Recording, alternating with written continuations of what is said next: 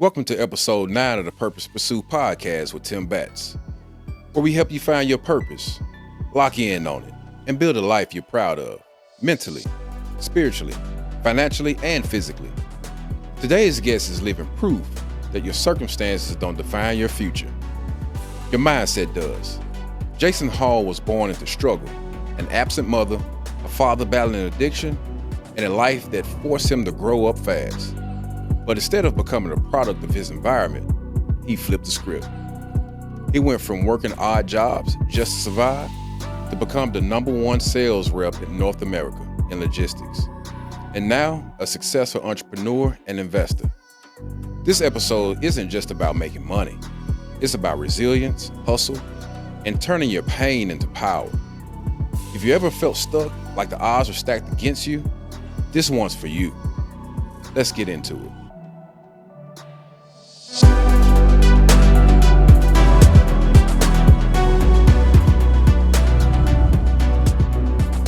What was life like growing up in North Memphis with the instability you faced? It was rough, just coming from overseas, being with my dad in the military, like jumping around from country to country and then coming back to Memphis, one of the roughest parts of Memphis. First day I was there, next door neighbor had a basketball goal. I was playing with the kid next door. Basically told me, hey, you can't walk up and down the streets over here without, some of your friends. I was like blown away because it was like a big culture shock. Not only that, with my dad struggling, moving job to job. Literally going from one school to the next school, because, we were having to consistently move all the time. It was rough, but it kind of taught me, how to be tough. First true love of basketball, which actually kind of saved me in my upbringing because, you talk about, kids, getting in trouble in the neighborhoods, that we're in. Basketball kind of saved me from that because I was always busy going to the local community center, playing basketball, hanging out with friends. So, it was tough. Yeah. But, I didn't really know any other thing about it. So, it was regular for me. Right. Like looking back on it now, you're like, oh my gosh, like, how did I, not go in the wrong path on that one? How was some of the schools you went to back then? So when I lived in North Memphis over off Griggs, I didn't go to the school I was supposed to. I went to the school where my aunt was basically, where her kids were going, which was Raleigh, Egypt. Mm. So I went there first, second grade. Third grade, I was partially in as a optional school called Keystone. So that's where me and my cousins went. And then I moved back in with my dad when he got back from the military from overseas in Fort Worth, Texas. Went over there. I lived to Fort Worth for a year. Basically live over there. Like he had met a woman, was dating her, at the time, and then wound up getting married to her. Then we moved back. So I think when we moved back, I was going to fourth grade, fifth grade. So I was in Millington. So I was in Millington Central Elementary School, and then wound up coming back living with my aunt because my dad, he wasn't very good with women. I always kind of got into trouble. He was a functioning alcoholic, so to speak. So I kind of moved back and forth between my dad and, my aunts, my uncles, and my grandmother. Sixth grade was Keystone. Seventh grade, that's kind of like when I moved back in with my dad and we actually moved over. It's funny because he somehow met this woman through a friend. She was working at Platinum Plus, the strip club. She wasn't a stripper, but she worked there. Yeah. But so we moved in with her over in East Memphis, over by, it's kind of like around Willow Oaks. So we lived there. So I wound up going to Colonial, heading into the seventh grade, and I kind of stayed there. And then after he found out we didn't need to be living with her because of all the trouble she brought, we moved in with my uncle right down the street from Seattle Elementary, which I basically stayed at Colonial and kind of moved into high school at Overton into ninth grade, played basketball at Colonial at Overton. And then my dad got in with another girl heading into the latter part of my freshman year, when I kind of transferred. Yeah. So I went to Houston. Really? Yeah. So she lived in Cordova and at the time, this was the year before Cordova High School actually opened. So all those kids over in, it was like right over there by the Wolf Chase Mall. Like they got bussed into Houston. It was like the worst bus drive of your life in the mornings every morning. I had to be at the bus stop at 5:45. But that was a huge culture shock. Coming from the inner city, moving out into the suburbs. Well, Cordova's not really the suburbs, but like going to school at Houston, where you've got kids, that don't really struggle for anything, and the sports programs are way different. I mean, it's so different to where when I actually tried out for the summer team for Houston that summer, hey, you need to play like a white boy. I'm like, what? Because I've been playing basketball like in Memphis my whole life, and it was what I love to do. And when a coach kind of tells you that, and you're in a way different environment, you're like, you kind of take a step back, like what? But then transferred to Ridgeway my 10th grade year, because him and the woman he was living with, we moved over Fairfax Manor over behind MUS, which is Ridgeway's district. So played basketball there. Then me and my dad kind of moved over back to North Memphis by ourselves, but we still used my uncle's address, and I came back to Overton. And then all of our friends like Bone, Chris Abear, and everybody was like, hey, come play football. Never played football my whole life. Or baseball, which I would have never thought it. Never thought it. I mean, I've always been able to throw a football, but like never played. I've always played basketball, like probably because I couldn't afford, to actually play. Like, my dad never really had the money. I mean, I played AAU basketball and was gone for 2 summers straight, and my aunt and uncles didn't even know it. They thought I was just staying at a friend's house every weekend. I was traveling playing AAU basketball with a coach, that he basically paid for me to play. So, I mean, when I came back to Overton, I was like, I want to stay here. I'm tired of moving. I told me and my dad argued about it. He goes, because my freshman year, I, made all these good grades growing up, never had school problems with grades. And then my freshman year, playing basketball with Marcus Moody and all them, it's got out of hand a little bit at school. I was putting the grades off, and that's kind of like why they transferred me to Houston, like when we moved in with his new girlfriend. And then I had to basically make straight A's to even pass my freshman year, like while I was there. Yeah. So what does that do to a child that like moves that much into that many different schools, meeting that many different people, that much instability? Like, what does that do to somebody? I mean, you kind of get used to it. Like, honestly, like, yeah, you don't like it because like you're having to start over every time. It feels like, but if life's all about perspective, and the older I've gotten, you always try to flip it. I'm getting to meet all these people, all these connections, and it's so funny because a lot of the people I hang out with now, I've kind of met some of them along the way, and then we just kind of somehow gravitated back in the same circle. I got a good friend, Ryan Fly. When I was at Houston, he was in 8th grade coming up, and we both played on the summer team at Houston. And, we were kind of cool, whatever. And then, I kind of just vanished. I didn't go to Houston anymore. So I never saw him again until probably like their sophomore year in college. Like when I was hanging out with all of them anyway, like when I was working and they were all going to school and we were just partying together pretty much. Yeah. Okay. That's interesting. That's a lot of movement. I think a lot more than most. Yeah, I mean, like I said, you kind of get used to it. I mean, you take the good with the bad. But I mean, it helped mold me to what I am right now. Like, I don't really get bothered by change. We've been doing this thing at work. My boss is real big on like the whole personality test. Like we did one like a few years back, and it kind of puts you in a certain column, and it like literally mapped out what you are as a person, in the work schedule. But he did one here recently. I forgot what it's called.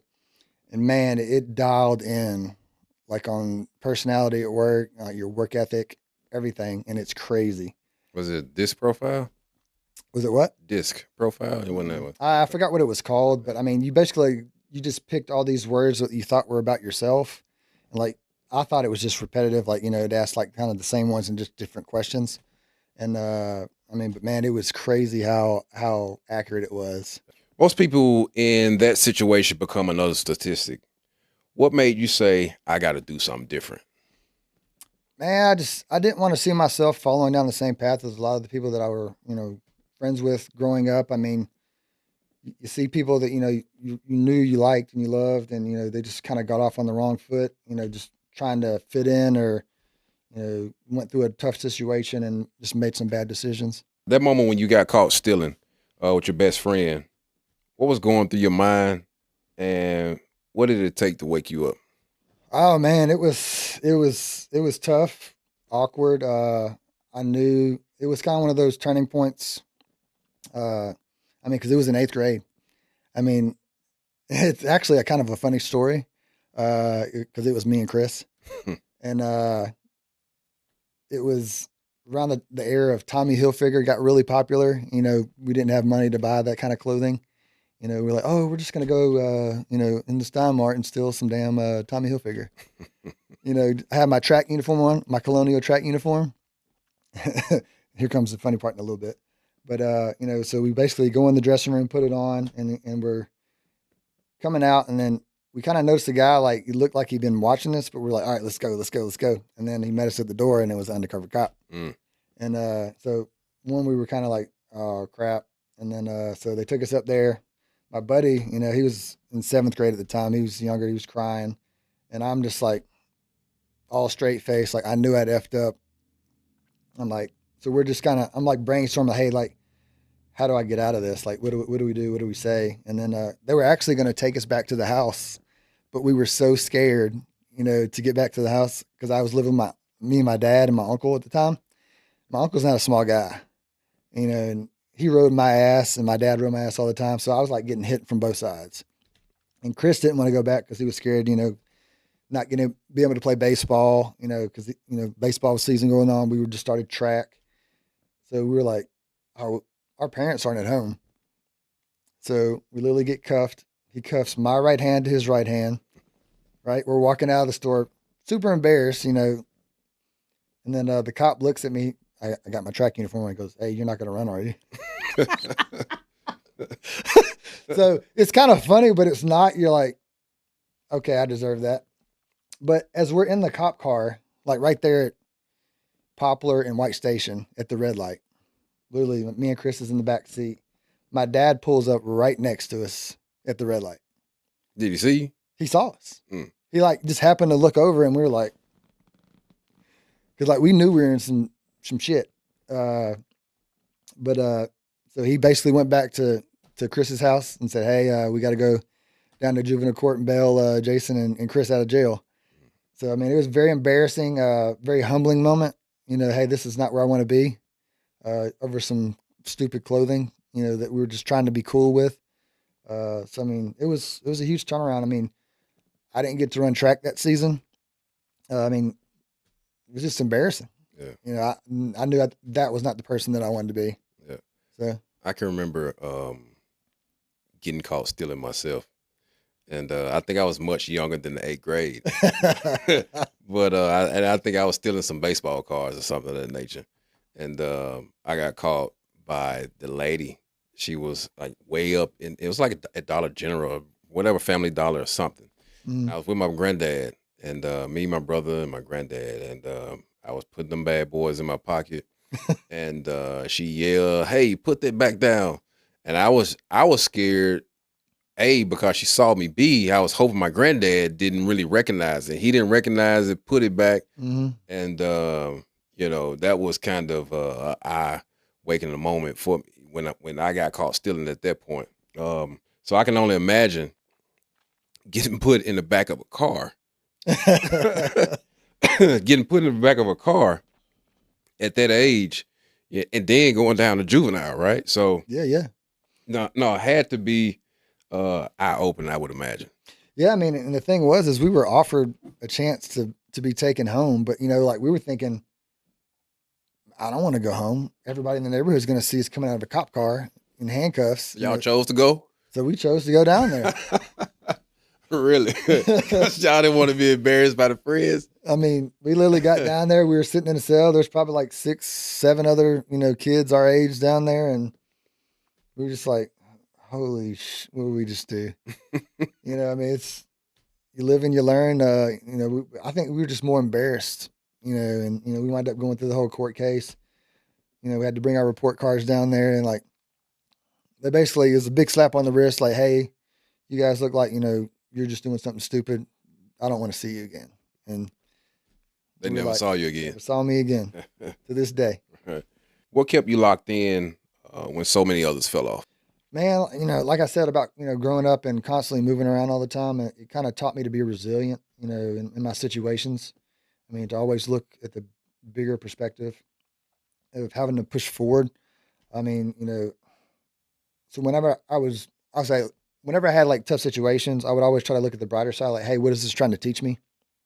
Where is God trying to push me? Because, it's so weird. Like we talk about faith and God and everything.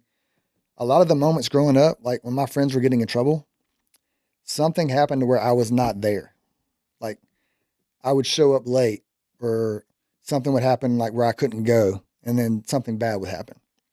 And I mean, that's a testament to the Lord because, if he didn't put me in the right spot, like I would have been in a lot of bad situations, to be honest. Yeah.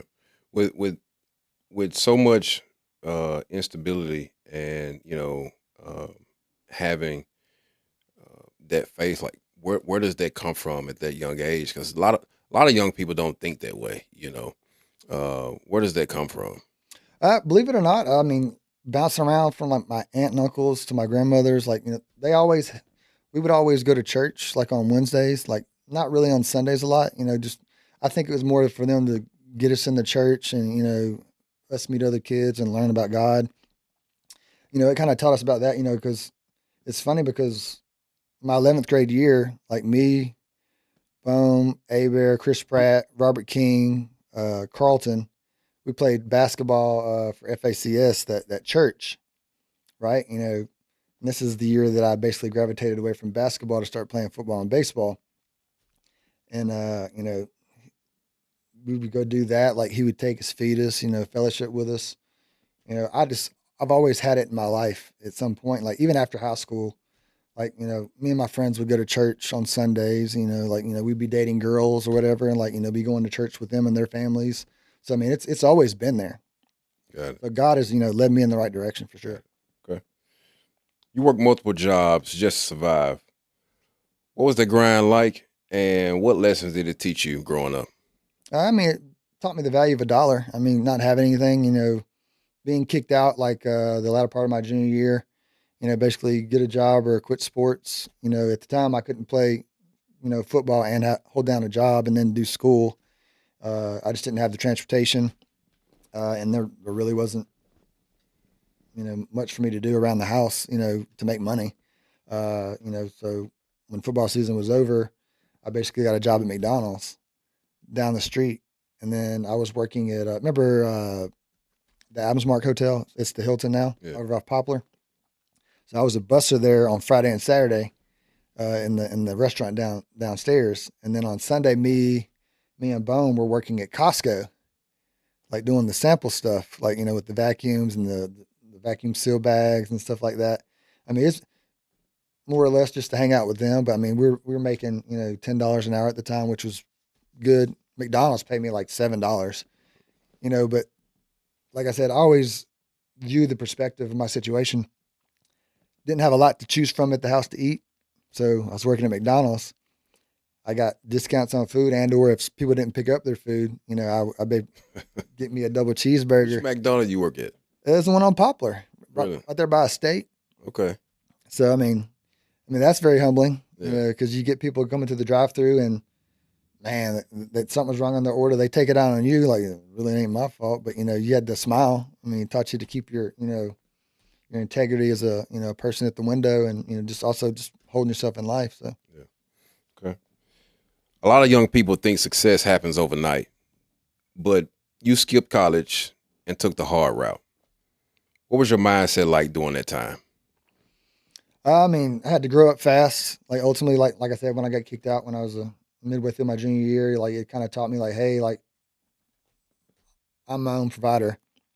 My dad, what I learned from my dad was, he didn't do a lot of right things, but he showed me what not to do. But growing up and having to work multiple jobs, it taught me the value of a dollar, save, and also like if there's things that I want, I'm gonna have to like work harder to get them. Like so, every job that I worked at, like even after high school, like I would always work overtime, because when I wanted to hang out with my friends and do all the things that they were doing, like they were currently in college, they were living the dream, and then partying like throughout the nights on the week, whatever. But I knew if I wanted, I had to go get it. So I was gonna have to work harder than the next person, and I wasn't scared to do it. So I mean, I've always sacrificed things in my life to make sure that I had stuff, and then even like growing up now, like I sacrificed so much, for my wife and my family. So So, do you think? Yeah, obviously, everybody has their own path. mhm. Whether they go to college or whether they didn't go to college. Do you think not going was a good choice for you? I think it was. I mean, because ultimately, I didn't. Growing up, I never liked to owe anybody anything, whether it be a friend, a family member, or the government. So, I mean, ultimately, I wanted to work, get it, earn it. That way, it's mine. Yes, it's not like coming out of college and then getting a nice paying job. Like ultimately, because when I first got my first corporate America job, it was like $15,000 less than the people that were coming out of college. Even though I was doing the same thing that they were doing, right? And then I was probably doing it better. So I've always looked to do things more efficiently, and that's kind of what set me apart. So You probably didn't have any debt either, didn't have any debt. but they did. Yeah, I mean, unless their parents paid for it, Yeah, right. which me and my wife, we helped her mom pay for my wife's college. So I mean, I totally get that. So that's one of the things I preach to my kids is like, hey, I'm able to pay for your college, but what you do now can help alleviate that pain for me and also yourself down the road. How did you end up in logistics? It wasn't planned, right? But what made you realize this was the lane you need to dominate in? I mean, I never knew what logistics was really, to be honest. When I got out of high school, I worked at FedEx and then also worked at a plumbing company with my friends. But one day, like we were just hanging out with some buddies, and he was like, he was out of college and he had started working at a company called Expeditors. And he's like, hey, we're hiring for some entry level positions. Would you want to come work with us? I was like, all right, where it's at? He's like, Expeditors. I was like, what's that? It's a 3PL. I was like, what's that? I didn't know anything about it, right? So I mean, ultimately, I was like, sure, I'm going to interview. Uh, didn't own a shirt and tie, so I had to borrow some from my friends. Went in and got the interview. Wound up getting the job, uh, and it was a suit and tie job. So basically, I had to hustle for some money and get some clothes I could wear to work every day. But it was, I would say, like I felt proud of myself because I was going to a job wearing a suit and tie, and then having to do all the things I was doing. So I mean, I liked it. I mean, because it was an everyday grind, like tracking like 400 or 500 containers a day. Having to do the data entry stuff for the tracking. Putting in everybody's files, and then but I would always learn a shortcut or something that was more efficient than the way everybody else was doing it. Yeah. So it kind of pushed me around at the company over there, and they wound up moving me into like the truckload division, so to speak. And there came a point. This is around like the market crashing in 2008. Because I've been there for like 4 years, and I was basically almost running the whole department by myself. Like my manager was basically tasked with going out and selling, which he wound up getting fired, due to the market. And then I got scolded a lot for working a lot of overtime. So I was coming in working 8 in the morning until almost 11 at night.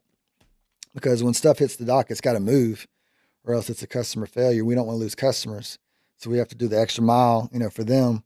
Even though I'm getting scolded at work, I'm making the customers happy, and then also making the company money. And you got scolded for that? Yeah, because at the time, like the market was really bad. It was really bad. I mean, people were losing their jobs left and right across the country due to the economy crashing. So I mean, but I actually wound up getting let go. Like it was so funny. I was driving to work one day. Uh, Me and my wife had Jaden, who was my oldest, and something just felt off. Like I was just driving to work, and I got there, and it's basically like hey, it's nothing personal. It's just business. We're gonna have to let you go. And I felt like so crushed. So I mean, but I went home and the first thing I did was basically clean the house Why'd you clean the because I felt worthless. house?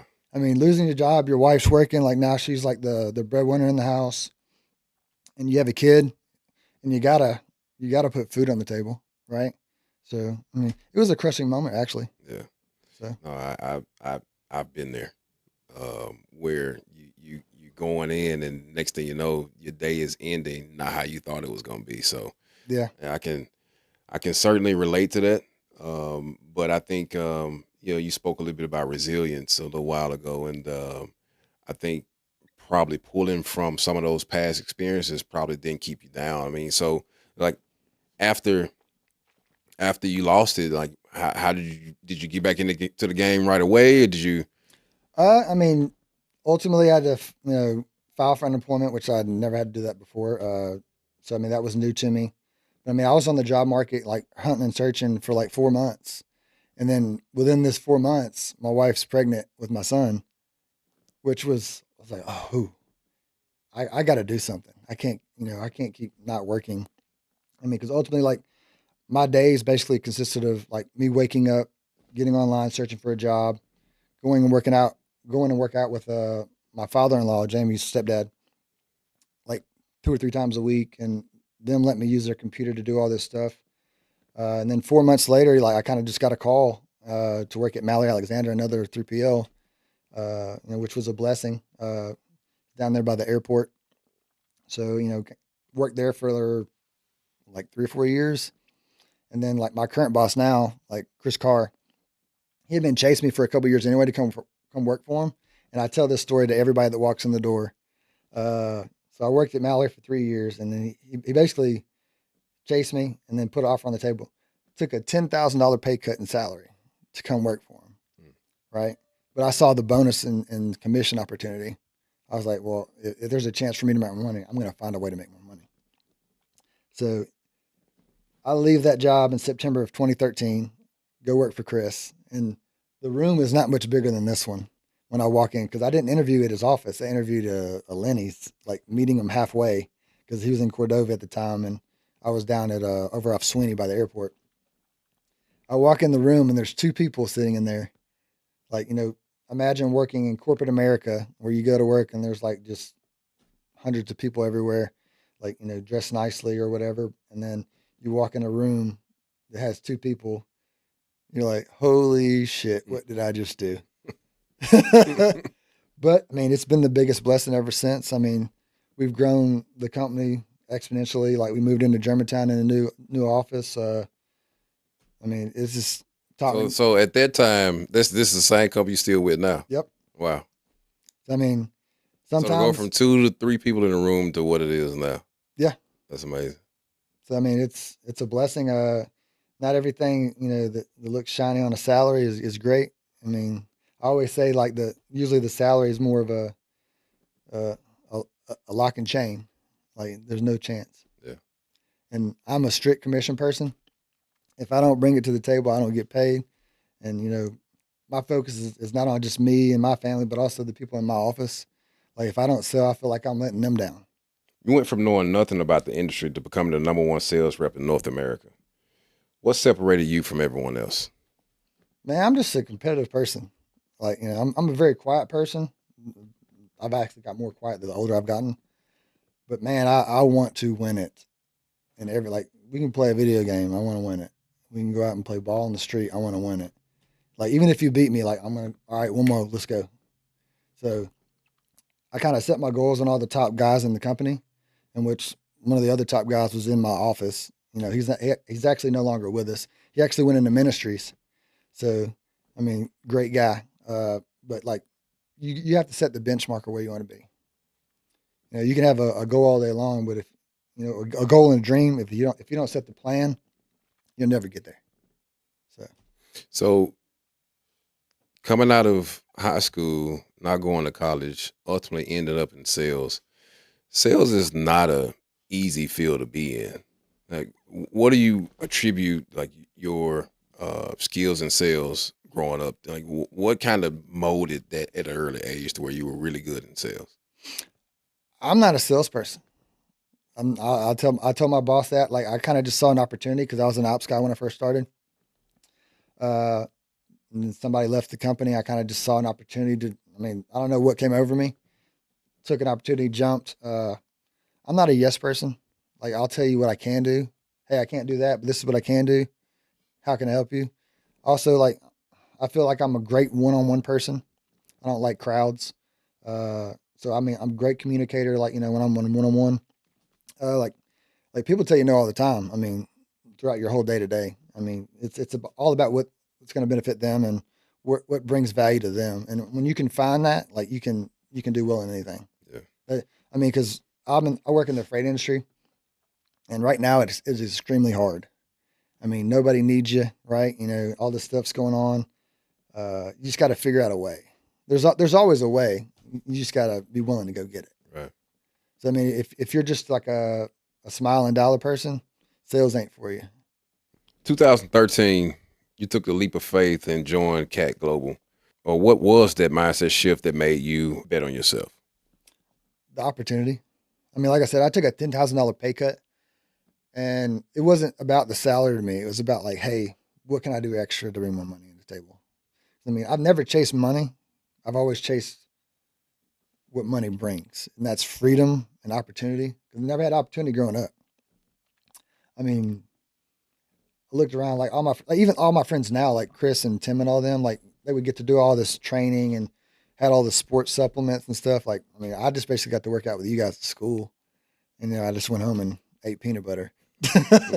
So I mean, I always chased that. You started making six figures fast. But let's be real, man. When you come from struggling, money can either make you or break you. How did you handle that transition?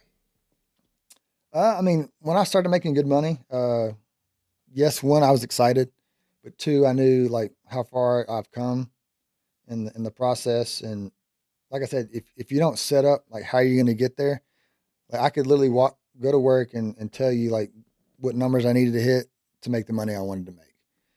But it wasn't about the money for me. It was about the opportunity.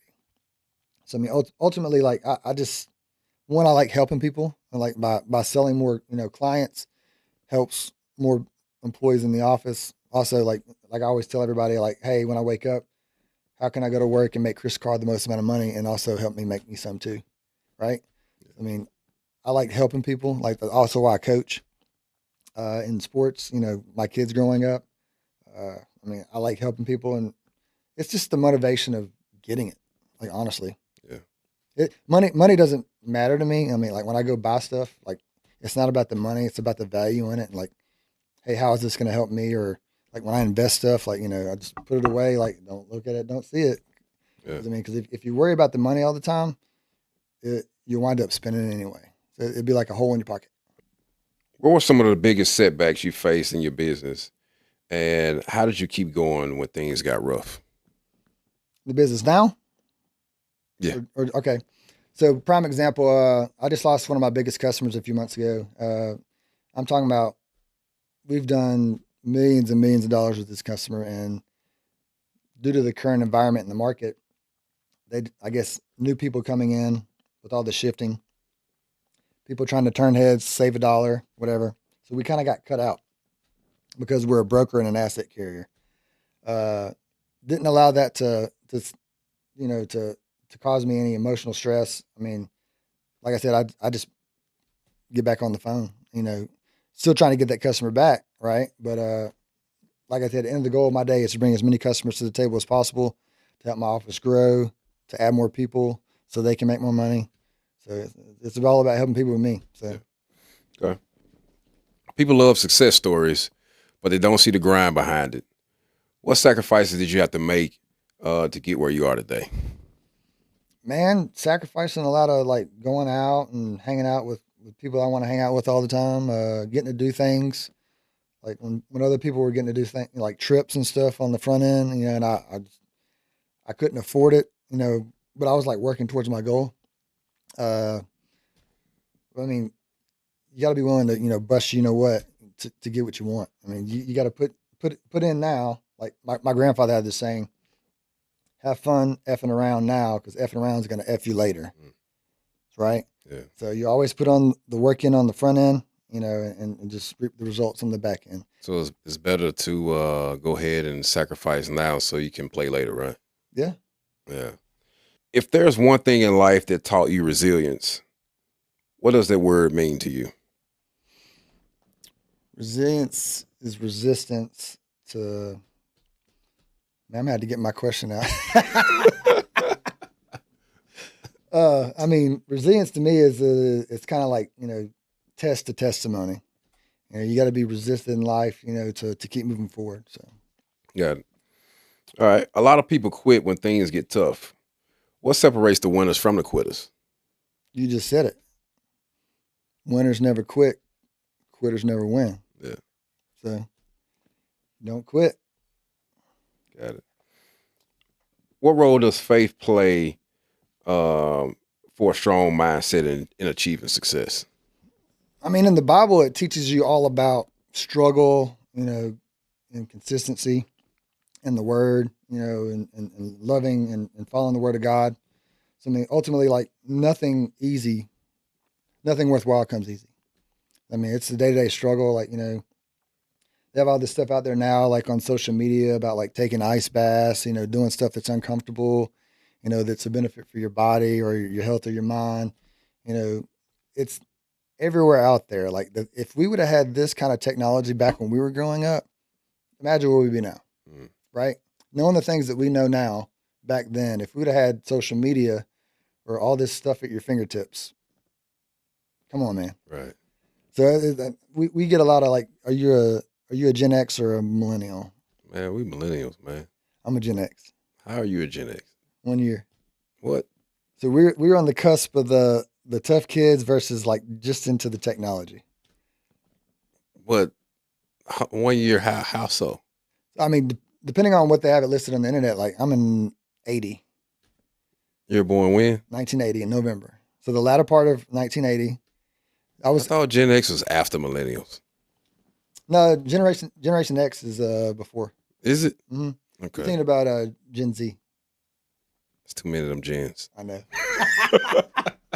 I was born in 82. There's this whole thing on social media about Gen X, Gen Z, and millennials. Yeah. Like, they're constantly chirping at each other about stuff. Yeah, man, I thought you was a millennial, man. No, I'm a Gen X, like barely. But, barely. You almost a baby boomer. Yeah. No, not that far. Not that No, far. that's a long way to go. Yeah. My parents are baby boomers. Yeah. Yeah. All right. There's a lot of noise out there, distractions, negativity, and excuses. How do you stay locked in and focused on your goals? Man, it's just like what coaches tell all the players, especially now, about all the noise, from social media or whatever. Like, just don't let it bother you. I mean, you set the goal, you know where you have to be, you know what you have to do on the day to day, know what it's going to take. You just can't let the distractions get into your head. It'll literally take away from. I mean, it's like I don't like to hang around negative people. Like I call them soul suckers. You hang around too long, you start to think like them, and it takes away from where you're trying to go, and like just the happiness in life. You just got to cut it out. Yeah, I was just thinking before you said cut it out, you got to cut away. And I would say this on the last episode. You got to cut away people or things that just don't benefit you. And it's not like, when you're cutting people out of your life because of things like that, it's like, not that you don't love them or whatever. It's just like, hey, like, this isn't benefit me on my journey right now. I know that everybody needs to work on themselves. Maybe, I'm not going to tell you need to work on yourself, but I just can't have it right now. Yeah. Like I've got too much going on. Like for me to stay on my path and where I want to go and what I want to do, like my standard, if you don't have a standard, it's like if you set yourself up, what's the saying? Set yourself, if you don't prepare, whatever. Prepare to fail. Yeah. Yeah. So, I mean, you got to prepare, every day, like where you want to go, what you want to do. And if you let, outside noise or even people, hinder or dictate that, you'll never get where you want to go. Yeah, I agree totally. For the young person listening right now who's broke, lost, and feeling hopeless, what's the first step they should do to flip their life around? Man, keep moving. I mean, like we have this conversation in my household all the time. kids get down about something in sports or at school, or even my wife about certain things, I'm like, you have to like stay positive, but keep moving. Like, it's always there's no reaction without action, right? If you're not pushing towards something, anything stagnant just stays there. You got to move. Yeah. I mean, it's not if it's worth anything, it's never going to come easy, and usually it's never going to come when you want it to. Right. We talk about the overnight success or whatever about anything. How many people that have encountered money like through like lottery or inheriting money, whatever? How often do they go broke? I think pretty often. 85% of the time. Yeah. That's a statistic. Yeah. So I mean, keep moving. Yeah. You've made serious moves in business. What's the first number one skill young men or young people need to learn if they want financial freedom? First, you got to learn about the financial system. I mean, there's always things you can do. Like you got to learn the value of a dollar, and like I said, like with all the stuff at everybody's fingertips nowadays, it makes it so much easier. There's always this information out there you can learn. I'd say to learn like something all the time about money or cryptocurrency investments. Surround yourself by people that are in those fields, and just kind of stick with it. Yeah. I mean, it'll happen. Yeah. So you say value of the dollar. How does for somebody that just doesn't necessarily know what the value of a dollar means or what it looks like, how can they go and figure out? Okay, this is what the value of the dollar is. How can they find that out? I mean, like I said, you just got to surround yourself about people that know about money.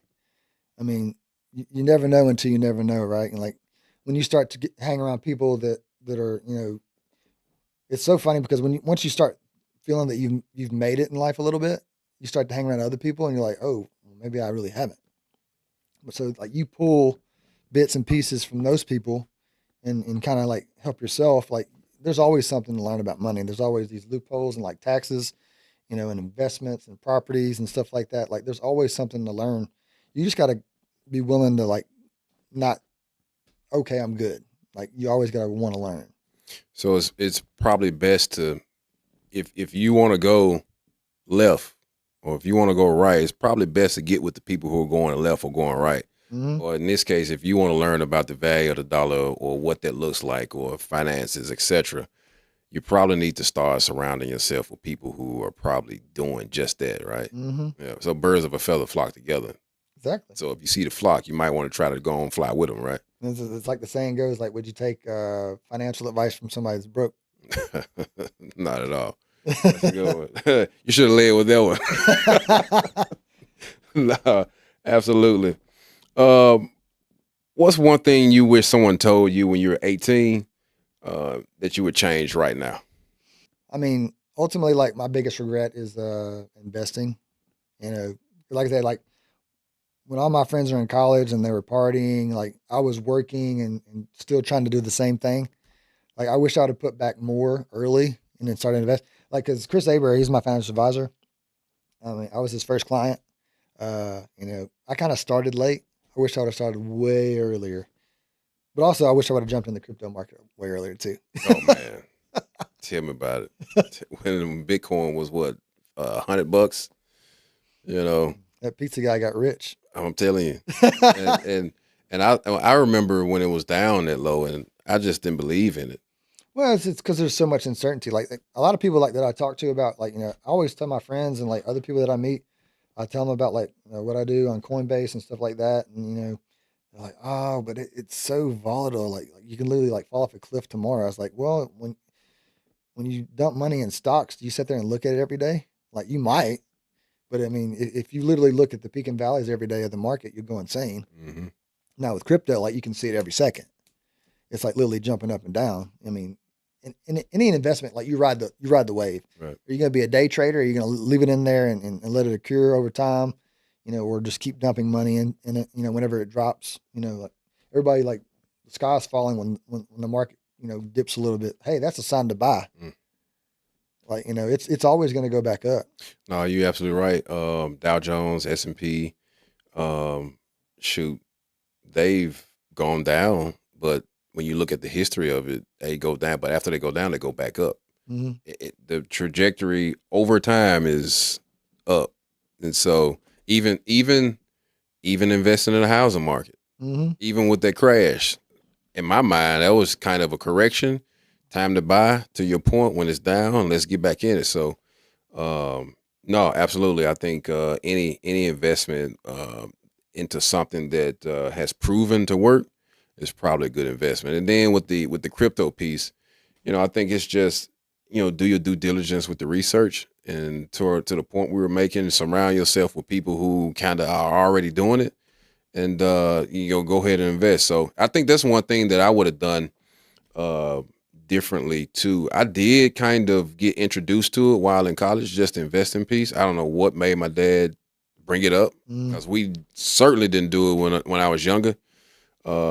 But I wish that I would have went a little bit harder in it. Not having a lot of bills, Mm-hmm. not a lot of responsibility. Certainly could have put easily 30% of whatever I was making into anything investing every time I got paid. But I think if I were to give anybody any advice to that point, invest if you can. If you don't have a lot of responsibilities, go ahead and invest. It's gonna pay off. You're gonna reap that reward. Yeah, I mean, like everybody talks about like how scary the crypto market is. I mean, there was a time in 2021 that I kind of got into it. It started to do great, and then I kind of saw how far off it dropped, and I was like, oh, I got to pull back my money. I was just like, but now that I think about it now, it's like, hey, the leave and sit. If I would have left that in there now or back then and kept it, life would be different. So, I mean, it's like the saying goes, scared money don't make money. Yeah. So I mean, you can't. You got to be willing to lose it, to gain more. Yeah. So I mean, that's just the name of the game. Proper risk, proper reward. Mhm. So no, absolutely. If you had to start over from scratch tomorrow, what's the first move you'll make? Man, I'm doing something on social media. I mean, it's everywhere you look, somebody's getting big.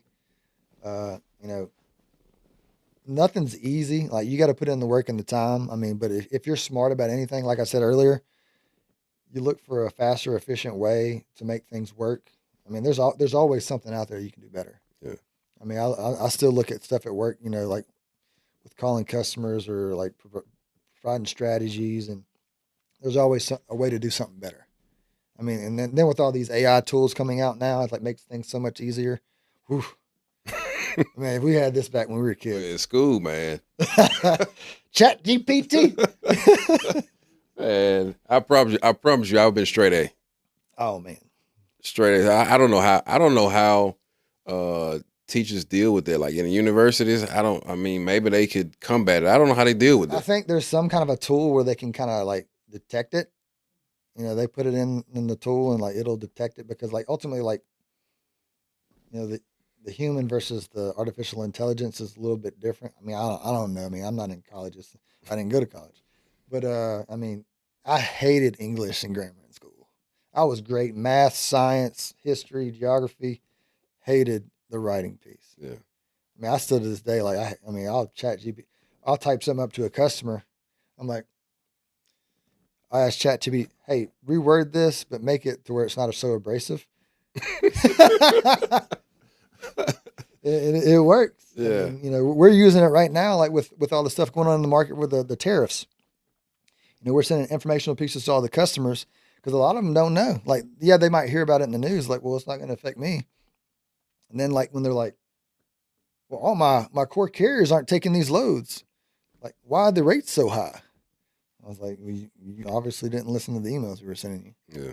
So, I mean, it's impressive, like how you can use it. You just got to know how to use it, what to ask it, and then how it adapts. Like it's so funny. Like my Chat GPT knows about my clothing brand. Like when I ask questions about my clothing brand, like what I want, it knows exactly what to do about it. It knows about my work, like what we do at work, like what we specialize in. I mean, it's crazy. So speaking of the clothing brand, we hadn't really dove into that. So let's talk a little bit about that. How did the clothing brand get started? Like what inspired you to get into it? So it was actually at my current job. Like when you send out like stuff to customers, I looked at all, like, they call it swag now. Is that the term? You send like hats, shirts, or like cups, mugs, whatever. And I'm looking at my company's stuff, and I'm like, I would never wear that. Like, why would you give that to somebody? Like, if you really want to push your brand and want your customers to wear something, make it something that you would wear, like on a daily basis. So like I was like creating like swag, like people, everybody in the office wears it. I mean, sweatshirts, hats. I mean, so I was like, man, if I can do this, just for my company, like, I was thinking about like helping my kids kind of like, because they have their social media accounts, how could I kind of flip this and we can turn it into like a little family business where they could sell stuff on their social media, like with hats and like, we sell leggings. Like women wear leggings like every day, like, whether it's lounging around the house, going to the gym, going to sporting events. I was like, man, we could literally flip this and like my kids could like make money, because they're always asking for money. I'm like, well, here's the way you make money. Yeah. So, I mean, it kind of just evolved into that, like I said, like I wouldn't want to sell anything or give anything to a customer that I wouldn't wear myself. Yeah. What's the name of the brand? Team J Hall. Team J Hall. We're all J's. It's Jamie, Jason, Jillian, Jackson, Jaden. Awesome. Where can somebody go to make an order? Make an order, teamjhallstore.com. Teamjhallstore.com. Mm-hmm. In case you didn't hear it, teamjhallstore.com. I'm trying to get it out there, man. Or check on my IG. It's listed right there. A little link on the account. Okay. So, all right. And also my kids, hopefully. Yeah. Okay. Well, man, this kind of brings us to the end, and like I talked about off camera, really appreciative of you coming. As always, it's good to see you, man, and hopefully, we can have you back on for something else in the future. I got a lot of ideas. Maybe you got some things that you want to discuss, and we can talk about it and see if, we can get it on the show. But certainly, I appreciate you coming on. I'm eternally grateful for having me on. It's great to see like all the kids, that I grew up with in high school, like, doing well, like you, E Hall, and Kieran.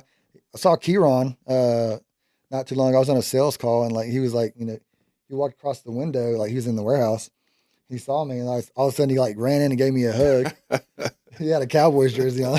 Always got a Cowboy jersey on. I mean, just like hooking up with Chapman on social media. It's crazy. Like all the people that we grew up with, like seeing them grow and be successful. It's a blessing. Yeah. But man, certainly appreciate it. It's good seeing you, bro.